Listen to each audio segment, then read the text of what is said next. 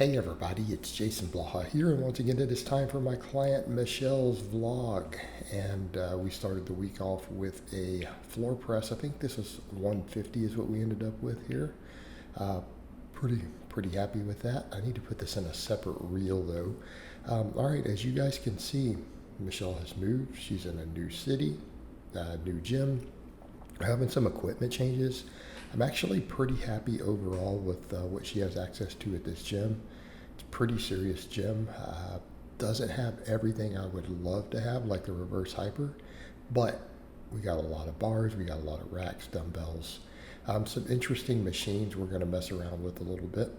All right, so I'm pretty happy with that. Plus, they have a glute ham raise. I can live without a reverse hyper if we got a glute ham raise. And I'm just going to bridge the gap with band work and stuff. And you guys will see that as we get further into that. But again, her max effort day is pretty straightforward right now. We do a max on one of our 4 upper body max lifts that she does currently. And then afterwards we do bench pressing with pause reps. Then we're working on incline with a pause.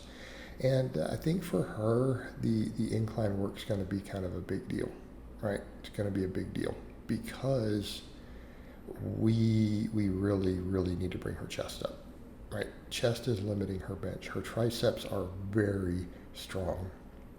You guys will see from the JM presses. Her closed grip is just as strong as her wide grip.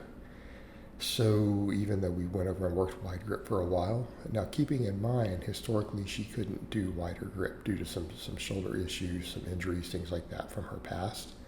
And those aren't really lifting related. Keep in mind, she's not been lifting a really long time. I think people forget that with Michelle. They see her hitting big numbers, good numbers on the platform. Keep in mind, number one, she's a submasters lifter, which means she's over 35, right? Number two, she's only been training like less than 3 years, right? People assume because I've been working with her, for like a year, and it may be more than that. I'm not even sure. I need to double check. I've been working with her quite a while. There's these assumptions that, she's been training a really long time, and she hasn't. So she's pulled 330 with less than 3 years of actual training. Okay, context. All right, we had a little bit of a filming angle issue. The person said, I guess, filming for her on the squat, the camera was a little high. We're overall happy with it though. It was a good squat, especially considering she just moved. So she's doing this right after like a cross-state move. You guys saw that we had a Friday workout last time, so we literally are having these vlogs a week apart. She's still got a whole week of training in. Okay. Plus photo shoots, everything else. For those who watch, she's have multiple modeling gigs going now, and with a lot of that, she's going to try to get a little bit leaner while still gaining muscle, still gaining strength, still competing in powerlifting. But for supplemental work here, though, I'm letting her mess with the hip thrust machine. I personally like barbells for those, but she wants to try the machine out. And the movement pattern is the same, so, it's fine. I'm willing to let her do that. We're getting enough bigger free weight movements. It's not a big deal. Something I've pointed out oftentimes for people, when it comes to lower body stuff, I'm fine with a lot of machines. Right? I'm perfectly fine with a lot of machines. I do machine work. I own 2 lower body machines personally. As a power lifter, I own them in my garage. So no problem from me there. Split squats, again, is good for our grip training and for us to use dumbbells. So I'm letting her use dumbbells. I really like the range of motion I'm seeing now there when she gets up on that box. That box lets us get really deep when she puts that up behind her. So I'm very happy with the range of motion there. So we're doing the split squats with dumbbells for now. Then of course we have the glute ham raises, which are a staple for us. So here's what we're doing here. We don't have a reverse hyper, so we're going to do band pull-throughs. This comes up a lot. People are like, Jason, can anything replace the reverse hyper? The answer is no. Nothing can truly replace the reverse hyper. What do I have my lifters do who don't have a reverse hyper? Well, this is high on the list, right here.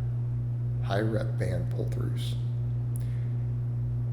It is not a replacement for the reverse hyper. It will work a lot of the same muscles.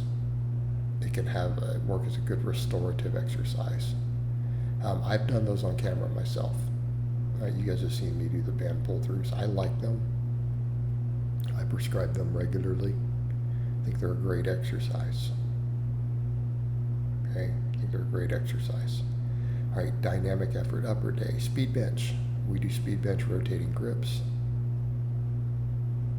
Right now, she doesn't have access to band setups here yet. They probably have band pegs. I don't think she has her own bands, so we'll need to eventually sort that. But it's okay. I can do raw speed work for people.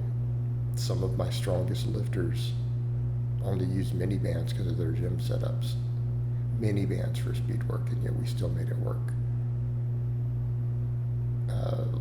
One of my guys, I think you guys have seen me put up before with a 635 squat at one time. We didn't have a whole lot of bands. We have a whole lot of bands. Just had to use mini bands at his box gym. So we made it work. Dynamic effort, lower speed box squats, right? Speed deadlifts. Pretty straightforward. We do doubles on all these for her. Then of course she does her hip thrust machine. And she's got about some ab work this week. I'm going to put those up in separate shorts and reels for everyone so they can see her additional ab work. So that'll be up later. Right, that'll be up later. But so again, we're going to see how this hip thrust machine goes. Overall, it looks okay in terms of what it's doing for activation. Again, I can look with it. And I want to be clear here. A lot of my people really only do lower body machines depending on what they have. Once we work around the max work and the speed work. Okay, perfectly reasonable. Then we have our dumbbell split squats. Again, I really like what I'm seeing here for the range of motion. I think this is going to bring her quads and her glutes up further. Glutes are a high priority for us right now. Okay, in terms of a lot of her lower body strength, her glutes do limit her. We do want to continue to bring them up. They need to be a high priority. Now, that being said, also she's doing a lot of modeling stuff. It's not going to hurt her professionally either to work on the glutes. It's going to help. So we need to make them a priority. They have to be a priority, which we're seeing with a lot of the stuff we're doing. It's a win-win in her case, right? It's a win-win for all of her goals. And that's what we want to see, right? Because she's not just powerlifting. She's doing other stuff. She wants to be a champion powerlifter. She wants to be at world level, and she's going to be there. She's going to be there. She's not far off now. But she has other stuff going on too. And then we finish up with the band pull-throughs. All right, guys, but that's really all I have to say on that today. I hope it's been informative, and I'll talk to you guys next time.